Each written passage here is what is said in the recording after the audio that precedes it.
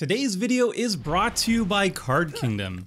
And right now you can get this sweet Scoop Soldier sticker when you order over on cardkingdom.com. Just mention in your order notes that you want a Scoop Soldier sticker when you check out. Hey friends, Commander 2021 pre-constructed decks have been revealed, which means it's time for another round of my Precon upgrades. I'll go over how each pre-constructed deck plays, why you should buy it, analyze its strengths and weaknesses, and then use that information to recommend an optimal and impactful $50 upgrade. These videos are abbreviated versions of my upgrade articles. So if you're looking for a more in-depth guide to upgrading the deck, then check it out, link in the video description below. Today we're covering the Precon Witherbloom Witchcraft, a black-green Lifegain deck. The Precon can be divided into two categories. The first are cards that gain life, either through lifelink with cards like Loxodon Warhammer, sacrificing pests created by Blightmound, or other life gain sources like Yomi Master Chef. And the rest of the deck is fueled by this life gain. Recurring creatures from the graveyard with Vane Witch Coven, summoning massive demons with Tivash Gloom Summoner, and draining opponents with Sanguine Bond. It's all about gaining life and using that life gain in various ways to win the game. The face commander of the deck, Willowdusk Seer, does a great job representing what the Precon is all about, using life gain to fuel powerful abilities. Willowdusk can load up any other creature with tons of +1/+1 counters based on the most life you've either lost or gained this turn. The Precon can gain or lose a ton of life in a single turn, gaining tons off cards like Healing Technique, especially when amplified with cards like Alhamaret's Archive, and paying tons of life into cards like Greed. The unaltered Precon is able to activate Willowdusk to put 10 or more +1/+1 counters on a creature in a single turn without too much issue, making Willowdusk an insanely efficient payoff to the deck, essentially turning every single creature into a huge, potentially game-winning threat. This gives Willowdusk a lot of potential as a commander, so we're keeping it in the command zone for the upgraded version. With our commander locked in, let's check out the deck list and see how well it accomplishes its goals. Right out of the box, Witherbloom Witchcraft is incredibly focused on life gain. I count 30 cards that gain life and 29 cards that deal with life gain, either directly by carrying when you gain life, or indirectly by requiring you to pay life to use them. There's actually very few cards here that don't adhere to the deck's main theme, making it one of the most focused Precons ever printed. The only glaring issue I see with the deck at a glance is its mana curve. It's too top heavy. We'll definitely want to bring down the mana curve a little in the upgrades section. Now that we've glanced at the list as a whole, let's take a look at the deck's ratios. As I often explain in my Budget Commander videos, every time I build a rough draft of a deck, I use a checklist to make sure the deck has all of its fundamentals covered, such as mana, interaction, card advantage, and so on. This gives me a reference point to compare to the deck and see which areas may need improvement. My general ratio is 50 mana, lands and ramp, usually a 37-13 split, 10 card draw, cards that net you 2 or more cards in hand, 8 targeted removal, split between creature, artifact, enchantment removal, and counter magic, 3 board wipes, creature light decks might want 1 more, and creature heavy decks might want 1 less, 2 graveyard recursion, 2 flexible tutors, at higher budgets though I recommend more tutors, 1 graveyard hate, and 1 finisher, something that can win games the turn you cast it without too much setup. That's always my starting point, which is then tweaked to suit the individual deck strategy and further tweaked with playtesting. I always find this checklist immensely useful to figure out some quick ways to improve the deck in question. Now let's check out the rough ratios for Witherbloom Witchcraft and how it compares. I count 53 mana, 40 lands, and 13 ramp, 6 targeted removal, 4 board wipes, 4 graveyard recursion, plus 2 cards that can repeatedly recur themselves, 0 flexible tutors, 1 graveyard hate, and 2 finishers that don't involve combat damage, though this deck is primarily focused on winning through beatdown. The ratios look pretty good at a glance. I'm happy to see a single piece of graveyard hate even if the card itself isn't great. I think we could go down a board wipe and increase the amount of targeted removal and card draw a little, but otherwise I really like what I see here. The next step is to analyze the individual cards, identifying the worst ones to swap out for our upgrades, which I do in the accompanying article linked in the video description below. But for this video, we're going to skip the card analysis and jump straight into the good stuff, the upgrades. So let's get started. So the first thing we're going to be doing here is we're going to be introducing 4 flexible tutors. These not only add much needed consistency to the deck, letting us consistently find the right card for any given situation, but we're also going to be introducing some game-winning combos to the deck, and these tutors are going to be invaluable to assemble them consistently. So first we're going to be taking out Venser's Journal. It has a decent effect. I like having no maximum hand size, and I like the steady source of life gain. But simply put, this card is overcosted for what it does, and it doesn't really advance our board state. We're going to be cutting it out for Rushed Rebirth, a brand new, very powerful tutor for this deck. Basically, we get to sacrifice any big creature and then tutor out any lesser converted mana cost or mana value creature and put it directly onto the battlefield tapped at instant speed for 2 mana. This card is insane. Next, we're going to cut another lackluster life gain source. This is Sun Droplet. The main problem with this card is it does absolutely nothing if we're not being attacked. We have very minimal ways to deal damage to ourselves, and even in a best case scenario, it still gains life very slowly and inefficiently, so this is an easy cut. We're going to take it out for one of the best tutors, Gerard's Orders. Now this 4 mana tutor does double duty in our deck. First, it puts a creature card into our hand, but it also puts a creature card into our graveyard. And we have a lot of creatures in the deck that naturally recur themselves from the graveyard, so this is actually a double tutor that is incredibly powerful. Next, we're taking out another bad card, Druidic Satchel. This card has a random element to it that I don't really like. Paying 2 mana to make a Saproling or gain 2 life is just really bad.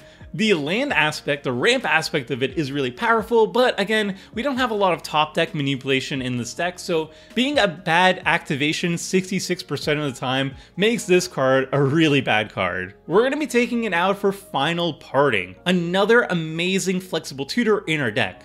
Just like Gerard's Orders, this card is a double tutor. It puts 1 card into our hand and then 1 into our graveyard, which we can recur later or recur itself later. But it has some added flexibility that we can find non-creature cards with it as well. Finally, we're taking out Elixir of Immortality, which is a way to protect our graveyard from graveyard hate and gain 5 life in a pinch. But either way, we just don't really need this effect, and it's just not efficient enough for us to run it in our deck. So we're going to be taking it out for another classic tutor, Diabolic Tutor. This card is not as great as the other tutors that we've added, but it's still incredibly flexible and a very decent card for its mana cost. And again, tutors are so powerful in our deck because it adds consistency and it's going to let us assemble our combos. So Diabolic Tutor is actually fantastic here. Alright, now it's time to discuss the combos that we're adding into the deck. The main thing here is that most of the combo pieces that we're going to be adding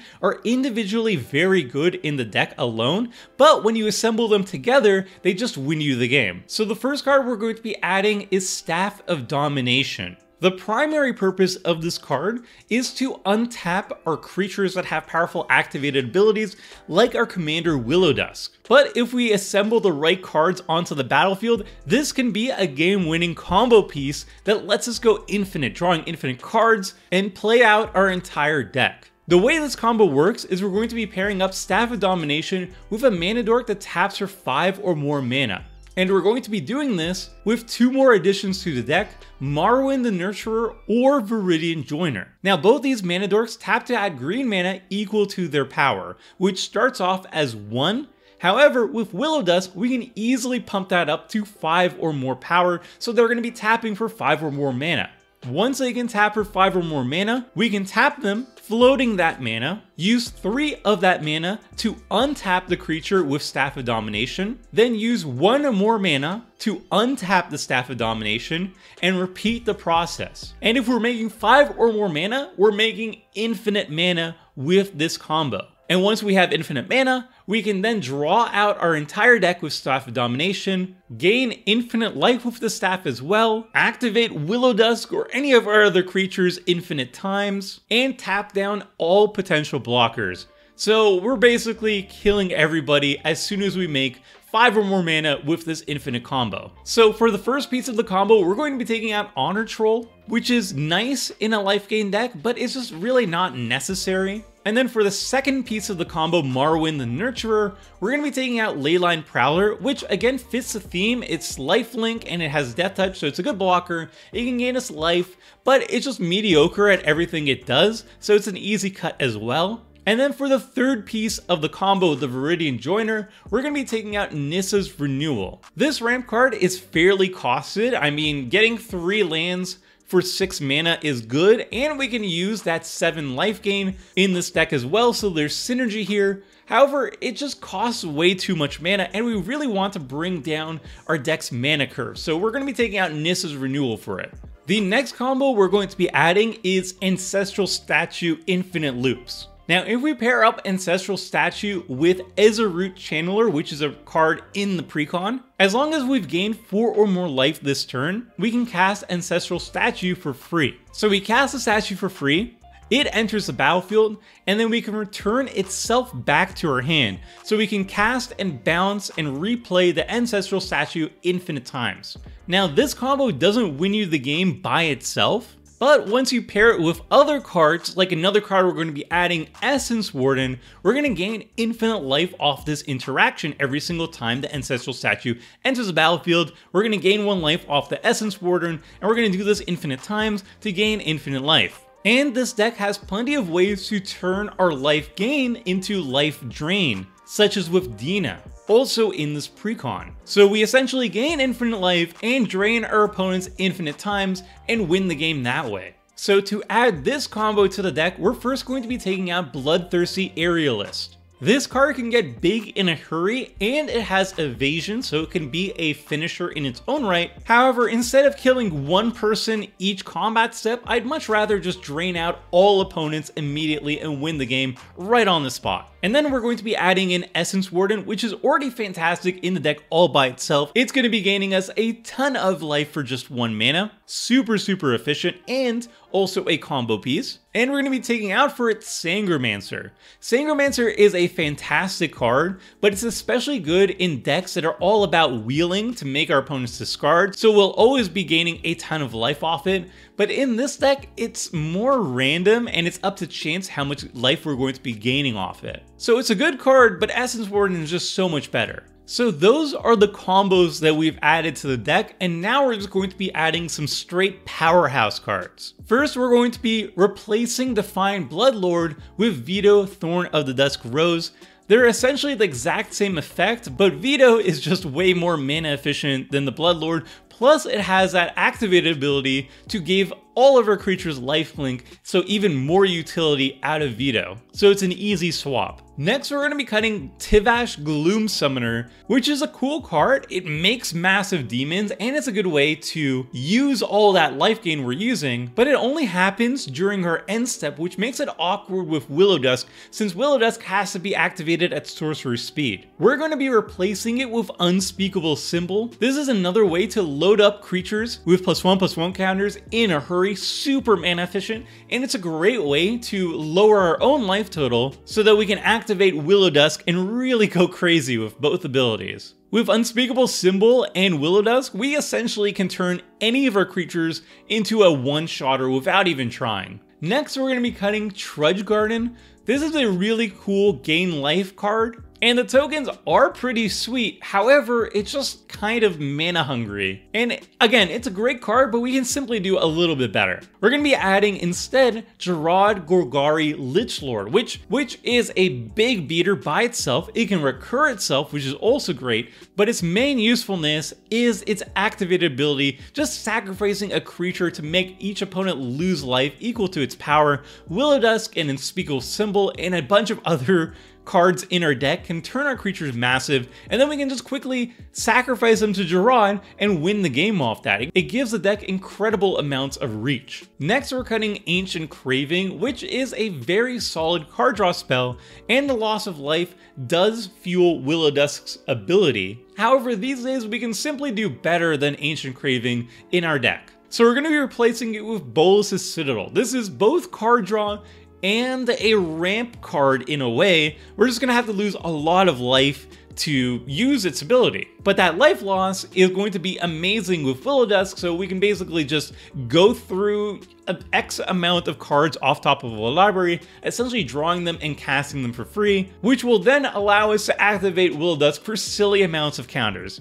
And it also doubles as another win condition. We can just sacrifice 10 permanents and make opponents lose 10 life, so if they are low enough, we just kill them. We're going to continue upgrading the card draw by replacing Sapling of Kolfener. This is a really cool card, however, its card draw aspect is not only slow, it's also incredibly inconsistent. We have no way of manipulating the top card of our library to make sure we're always hitting creatures. So there's a good chance we're not going to be drawing any cards off the Sapling. So we're going to replace it with one of the best card draw spells in the format and an absolute staple in any sacrifice deck, Skull Clamp. Everyone knows how stupid busted Skull Clamp is, and in a sacrifice deck like this one, it's going to be absolutely absurd, just drowning us in card advantage. Next, we're going to be upgrading the removal package. And first, we're going to be cutting out Obnixilis Reignited. Obnixilis is flexible removal. It acts both as card draw and as removal as needed.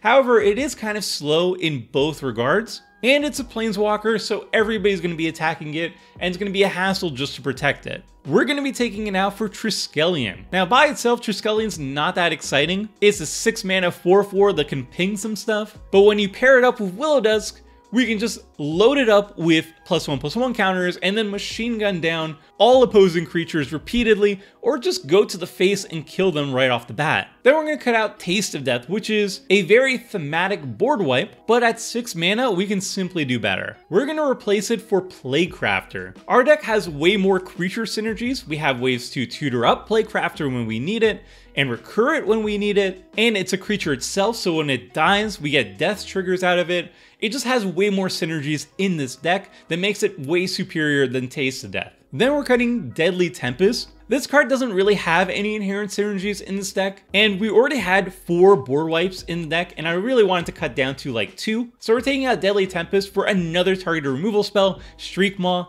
Again, this deck is all about creature synergies, so Shriekmaw is way better in the deck, and it even sacrifices itself if we evoke it, which triggers even more good stuff for the deck. Then we're cutting Pest Infestation. Again, this is another thematic card that is just too mana inefficient, and we're going to replace it with Reclamation Sage, a mana efficient removal spell that is a creature, so it gains a ton of extra synergies in our deck. Then we're replacing Feed the Swarm. This is a fine removal spell in mono black decks, and the life loss does fuel Willowdusk's ability, but we can simply do better because we're in green, so we're going to replace it for a green staple, Nature's Claim. Then we're upgrading the Graveyard Hate in the deck, Suffer the Past, which is just inefficient Graveyard Hate. I like that it's there, but we could do better. And we're going to replace it with a MDFC Valentine Dean of the Vein, which is super efficient Graveyard Hate, also has Menace and Lifelink, so it's a great target for Willowdusk. And the backside is another finisher for the deck. If we're gaining infinite life and making infinite mana, we can make all our creatures infinitely large and win the game very easily. Then we're taking out Verdant Sun's Avatar. This can gain us a ton of life in the deck, but it costs 7 mana, it's just too slow, and it doesn't really do anything else for us in the deck. We're going to take it out for Disciple of Bolas. This is amazing card draw and life gain and sacrifice outlet all in one in a creature, which is just fantastic here. Then we're going to take out Gluttonous Troll. I like the flavor of the troll, but it is too mana efficient at what it's doing, so we're going to replace it for a more mana efficient sack outlet, Disciple of Gristlebrand. A card I don't really run that often. However, it's 1 mana to sacrifice a creature, and gaining life equal to the sacrificed creature's toughness is actually very relevant in this deck. Then we're taking out Ageless Entity, which is just a big dumb beater that doesn't even have evasion, and we're going to replace it for Nether Trader. This is going to be sacrifice fodder in the deck. It wants to be sacrificed multiple times and can easily recur itself. But even better, it has haste and shadow, which means it's a perfect target to load up with +1/+1 counters with Willowdusk to deal lethal damage with amazing evasion. Then we're cutting Vampire Nighthawk, which is a cool classic card, but since we're focusing more on sacrifice themes, we're going to replace it for Reassembling Skeleton. Like Nether Trader, this card can immediately recur itself and we can sacrifice it multiple times for value. Then we're cutting out Loxodon Warhammer. At this point, we simply have way better threats and ways to gain life, so the Warhammer is kind of redundant. And we're going to replace it with Midnight Reaper. I wanted to make sure the deck has a creature that can draw us cards with our sacrifice theme, and Midnight Reaper is the most efficient way of doing so, while also dealing damage to ourselves, which fuels Willowdusk's ability. Then we're going to be taking out Epicure of Blood. This is a beater that also has a very relevant ability to drain our opponents whenever we're gaining life, but it costs 5 mana, so it's just not efficient here. We're going to replace it for a far more efficient life drain trigger, Zulaport Cutthroat. This is a staple in any deck that is sacrifice themed, and the life gain is super relevant as well. Next, we're going to upgrade the mana base. And first, we're going to cut Cultivate. Cultivate is a fantastic card. It is a staple in green decks everywhere. However, we can simply do better in this deck, which is a cool position to be in, to be honest. We're going to replace it with Devoted Druid. This is a creature, so more synergies here, and it works so well with Willowdusk's ability to add counters to it, because that means we can activate it multiple times every single turn for a tremendous amount of mana. Then we're cutting Pulse of Murasa. This is sweet recursion. I like the life gain of it and its instant speed, but I really wanted to make room for Fertilid, which again works really well with Willowdusk's ability to add a bunch of extra counters to it so we can ramp like crazy with this ability. Then we're cutting Talisman of Resilience. This is a great card, very efficient ramp. However, we can simply do better than it in this case with Accomplished Alchemist, which can tap to make obscene amounts of mana in a life gain deck like this one. Then we're cutting Pristine Talisman. This is simply an overcosted mana rock, and gaining some life off of its ability does not save it really. And we're going to replace it with a super efficient Elvish Mystic. 1 mana, taps for 1 mana, is a creature, so we can sacrifice it later on for value. Just a great card. And same thing with Paradise Plume. Again, it's an overcosted mana rock. It's going to gain us life, sure, but it just costs too much mana. So we're going to replace it for Llanowar Elves. Then we're going to replace Gift of Paradise, again overcosted ramp, for Sakura Tribe Elder. This is efficient ramp, it's a creature, and it sacrifices itself, all good things in this deck. Now this deck has 40 lands in it, which makes sense with the high mana curve, but we've now lowered the mana curve drastically so we can cut some lands for more utility. And the first one we're cutting is Temple of the False God, and we're going to replace it with Grey Merchant of Asphodel, which is a staple in life gain decks, just a ton of life drain. And then we're replacing Study Hall, which is just a not really interesting card, I would say, in general. And we're going to replace it with Sign in Blood. This is quick, mana efficient card draw, really great in early game, mid game, even late game, and it fuels Willowdusk. Then we're going to replace 2 more lands with MD of Seas. So they can be lands when we need them, or spells when we don't need a land drop. First, we're going to replace Golgari Rot Farm with Malakir Rebirth, just cheap, efficient protection. And we're going to replace a Forest with Colony Ambush. Again, cheap, flexible, efficient removal. Alright, we talked about every single card for card upgrade. Now let's look at all the cards we're adding. So here's all the cards we're swapping into the deck, and here's all the cards we're cutting for them. If you're looking for a less expensive upgrade, if $50 is too much, just make less swaps according to your budget and card availability. Finally, here's how the Precon looks like with all the swaps made. The deck is now way more powerful thanks to a slimmer mana curve, some game-winning combos, the introduction of powerful staples, and a pile of sweet tutors to find all of them. And that's it for my Witherbloom Witchcraft $50 Precon upgrade. That's 4 down, 1 to go, so I'll be back soon with the next Precon upgrade. Until then, friends, See ya! Thanks for watching the video.